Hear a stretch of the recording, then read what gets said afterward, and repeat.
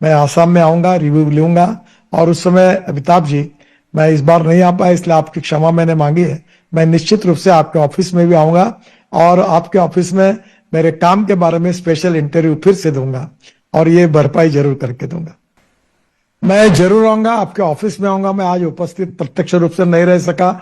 मैं आपकी और आसाम की जनता की क्षमा मांगता हूं, क्योंकि मेरे पैर को एक जख्म हुई है जिसका ऑपरेशन हुआ, जिसके कारण मैं चल नहीं सकता, इसलिए मैं नहीं आ पाया। पर मेरा आसाम से एक भावनात्मक नाता है। मैं जब विद्यार्थी परिषद का कार्यकर्ता था तो पद्मनाभ आचार्य, जो नागालैंड के गवर्नर थे, उस समय विद्यार्थी परिषद के प्रमुख थे, उनने मेरा घर भारत देश यह एक प्रोजेक्ट किया था शुरू, जिसमें अनेक आसाम से, अरुणाचल से आज जो मंत्री बने वो उस समय अनेक देश में अनेक जगह पर रहने के लिए मेरा घर भारत देश वो प्रोजेक्ट था सेल करके, उसमें मैं काम कर रहा था।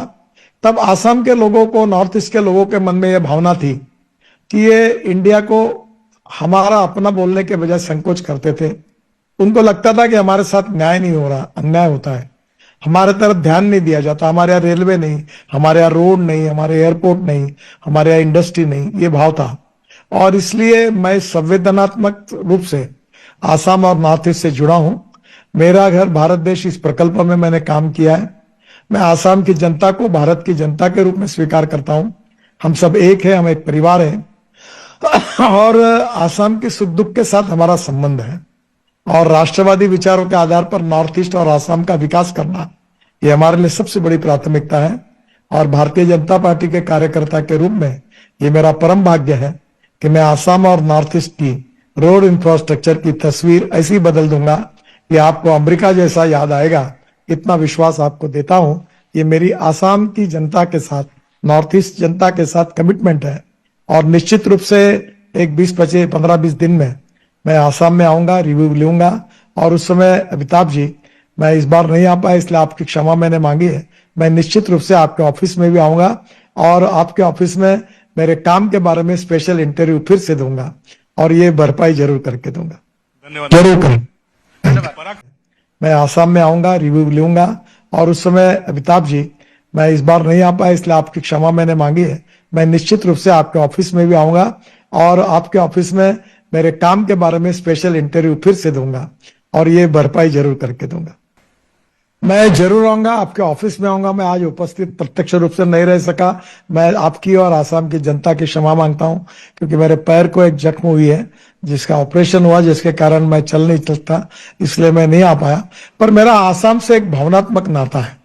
मैं जब विद्यार्थी परिषद का कार्यकर्ता था तो पद्मनाभ आचार्य, जो नागालैंड के गवर्नर थे, उस समय विद्यार्थी परिषद के प्रमुख थे, उनने मेरा घर भारत देश यह एक प्रोजेक्ट किया था शुरू, जिसमें अनेक आसाम से, अरुणाचल से आज जो मंत्री बने वो उस समय अनेक देश में अनेक जगह पर रहने के लिए मेरा घर भारत देश वो प्रोजेक्ट था सेल करके, उसमें मैं काम कर रहा था।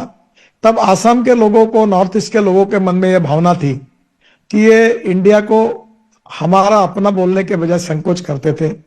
उनको लगता था कि हमारे साथ न्याय नहीं हो रहा, अन्याय होता है, हमारे तरफ ध्यान नहीं दिया जाता, हमारे यहाँ रेलवे नहीं, हमारे यहाँ रोड नहीं, हमारे एयरपोर्ट नहीं, हमारे यहाँ इंडस्ट्री नहीं, ये भाव था। और इसलिए मैं संवेदनात्मक रूप से आसाम और नॉर्थ ईस्ट से जुड़ा हूं। मेरा घर भारत देश इस प्रकल्प में मैंने काम किया है। मैं आसाम की जनता को भारत की जनता के रूप में स्वीकार करता हूं। हम सब एक है, हम एक परिवार है और आसाम के सुख दुख के साथ हमारा संबंध है। और राष्ट्रवादी विचारों के आधार पर नॉर्थ ईस्ट और आसाम का विकास करना ये हमारे लिए सबसे बड़ी प्राथमिकता है। और भारतीय जनता पार्टी के कार्यकर्ता के रूप में ये मेरा परम भाग्य है कि मैं आसाम और नॉर्थ ईस्ट की रोड इंफ्रास्ट्रक्चर की तस्वीर ऐसी बदल दूंगा कि आपको अमेरिका जैसा याद आएगा।